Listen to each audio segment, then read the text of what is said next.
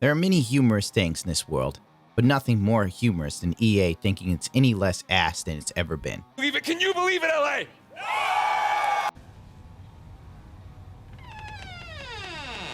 EA Play E3 2019 presentation played out much like a night with Elon Musk. Red wine and all the Ambien you can handle, because that's exactly what you've got. This year's E3, I have to say, was truly atrocious. It was boring. It was empty. It was soulless. It was more corporate than ever.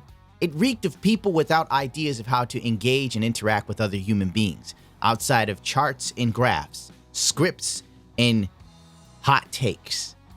Honest to God, I thought to myself when watching EA play, it couldn't possibly get worse.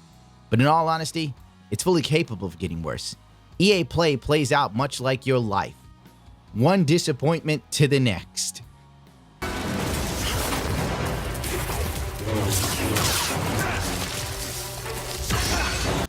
Ladies and gentlemen. Thank you, BD1. Additionally, Legends can complete legendary hunt challenges to earn rewards, like the epic Master of the Hunt Bloodhound. I create these nice narrative linear experiences and sort of that really tell the story of World War II. Except unlike your life, you're still hanging in there. And judging by the metrics, most people tapped out on EA Play by the 55-minute mark. That's why GameSpot trailers made sure all the ads were crammed into the first 50 minutes, because they knew that's where the most of the money was. And the next 2 hours of the video is completely unmonetized with extra ads, because they knew nobody was watching it. Could there be ever any more a greater curse? The event starts off with Greg Miller. Why is Greg Miller popular? I don't know. He's white, he's chubby, he's pasty, he has no ass, and he's not really offensive. I guess he ticks all the boxes. Drag her, slay her, sipping on that true tea, hunty. Gag. Respawn Entertainment's Last Jedi Fallen Order, whatever it was, truly wasn't that great. The first trailer honestly had me a bit interested. I thought, okay, this could be cool. But the gameplay trailer then washed away all of that excitement. From the horrible textures to the fact that Wookiees literally look like dudes in Halloween costumes that are just really tall. It was a whole bunch of Dikembe Mutombos wearing fursuits, essentially, is what we saw.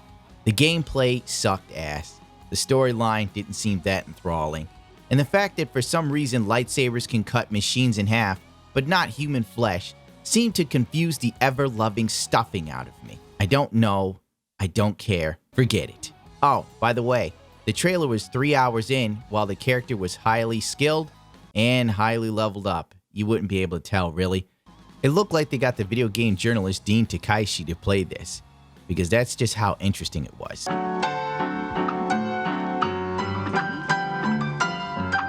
I gotta admit, also the movement for body animations.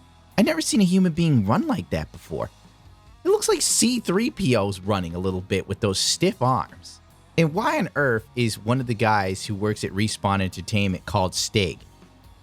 Like really, the bald guy who's called Stig honestly shouldn't be named Stig. Should be called Awkward Man. For those of us who've seen Top Gear, when you hear the name Stig, you think of cool, calm, and collected entity that doesn't speak but drives cars like a god. Some say he never blinks and that he roams around the woods at night foraging for wolves. When I looked at this Stig, I thought, my god, someone needs to get this man some help. He's about to have an anxiety attack. At the end of the presentation for Jedi Fallen Order, I believe Greg Miller did say something about the stream was over on Twitch and everybody started laughing. I'm not even going to bother looking for it. I came in at that point and didn't give a rat's ass. EA also showed off what we were all waiting for. Apex Legends' new Battle Pass. I guess they learned something from the previous Battle Pass that was obviously rushed to market and had absolutely nothing as far as content went and was a waste of time and money. Frankly, it's a little too late, in all honesty. I don't know what EA was thinking, but they really screwed the pooch here. Apex was a decent game. It just lacked content. And I guess the only reason why everybody loved Apex for as long as they did was because the popular streamers are playing it. I always felt it was alright, but it wasn't that effing amazing. Whoa, I didn't curse. Amazing. Now, if you pay them, you can get a couple skins that still kind of suck. I mean, in all honesty, the Wraith skin sucks. The gun skins kind of blow dick. I mean, who cares? Who genuinely cares? Nobody's really even playing this anymore. Thank God Apex has Anthem out, so it's not the least performing EA game currently going on Twitch. Oddly enough, at the 30-minute mark, we then encountered something truly weird. Apex cosplayers. And I gotta say, it was really, I hate to use the term cringy, but it was. I couldn't take my eyes off of the Apex actors, thinking to myself, and why the hell is that Mirage feeling his oats so hard? Hi, Mom. Oh, yes, you're serving. Are you in a Whitesnake video? What are you doing over there? I'm feeling my oats. Let me feel my oats. Like, the guy playing Mirage, if he isn't gay, my God, does he read gay? You know? It's like, he might just be gay bait. Oh, God. What were they thinking? Who signed off on this? Honest to God, if I worked at EA and I was a CEO and I saw this, I would have gotten on the phone and I would have said, what is this trash? Fire them and fire the guy who came up with it. It made us look like douchebags. I would have been as angry as Todd Howard at the BE3 press conference. Swear to God, Dad, if you bring him back, I am walking. Back to my office. Oh, fuck. I'm not going to lie to you, I didn't sit through the rest of the Apex Legends talk because the hell with Apex, it's dead. It's over. You guys had a shot, you blew it. All that money you spent on streamers to play the game, $1 million for Ninja, maybe you should have went someplace else, like, I don't know, coming up with a better battle pass. Now you're dead and Fortnite's back on top. Within an hour, we are back to the game nobody remembers. Battlefield 5. Whoopee! Hooray! Said nobody ever. Honestly, I sat and watched the entire Battlefield 5 thing, and I genuinely didn't care. I seriously did not give an ounce of a fuck. It's like all this content coming out, and you think to yourself, whatever. I mean, once again, another game that was screwed before it even launched, and you don't even care to give it a shot.